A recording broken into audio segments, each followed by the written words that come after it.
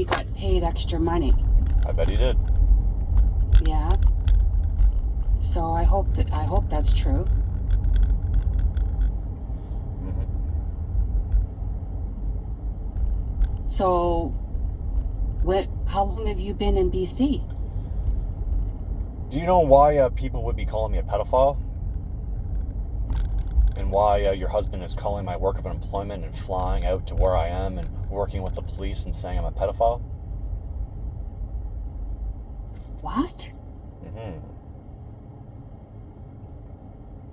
Or like when I was at your house, when I was running those stairs around the corner from Curtis, and do you remember when I was all about fitness? Yeah. Yeah, and like the random people would show up your house. Like, who's this? Looked like a less fortunate person, looks like someone from the street. And then he just walked away. And how all your neighbors wouldn't talk to you, and you went to court with your neighbors, and the people across the street were like, wouldn't talk to you. There's always all these problems with all your neighbors. And then the neighbors next to you, you would try to always get me to play with a kid that was like 10 years old. Go play basketball. Why don't you go play basketball? And I told you, like, why don't you go tell the kid to go play with the kids his own age down the street? There's a dozen of them playing hockey. But every day you try to get me to play with that kid. And I didn't. And I thought it was weird. You remember that? I remember that, but Yeah.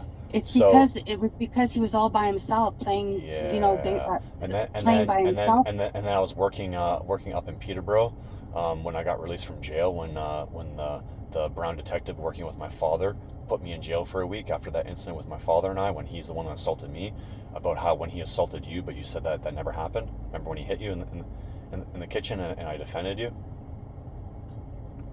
Renee, he never hit me. Yeah, okay. Well, he I hit was me. up, I was Well, he hit me. upset. He hit me and knocked me down to the ground. Well, I did not, I was in the house. I did not see that. Yeah, well, you saw my hands when I was sitting down the porch, and Uncle Randy called me, and they separated us, and they were talking to us. You saw my hands. The ambulance driver came up to me and asked me if I needed help, and I said no. My hands were all beaten up because he pushed me down to the ground. Anyways, I already told you all this, and I told you that the judge told me that my dad was working with a Brown detective. So yeah, and then also when I was working But he's not causing any trouble right now. when I was working up in Alberta, and had Trevor and my father fly out to Grand Prairie, and I picked up Trevor from the airport. He was Hell's Angels, Baltic Fuels Trevor, one of my dad's best Yes. friends. Yeah, Yes. yeah, and he Well, your dad warned doesn't me, bother with him anymore. and he warned me to leave you guys alone. I think it's probably the other way around, of how Trevor doesn't want to be bothered with him. That's probably what's going on. No, because Trevor wanted Marcel to work for him, and Marcel said, "No, I'm not doing that anymore." Yeah, maybe you should wrap your Because head. Trevor, Maybe you should wrap your because head. Maybe you should wrap your head around your husband lying to you 24/7. So it's probably because Trevor doesn't respect my father anymore, because you know how your husband got his tattoo touched up on his back a couple years ago. okay, Yeah, you know about that.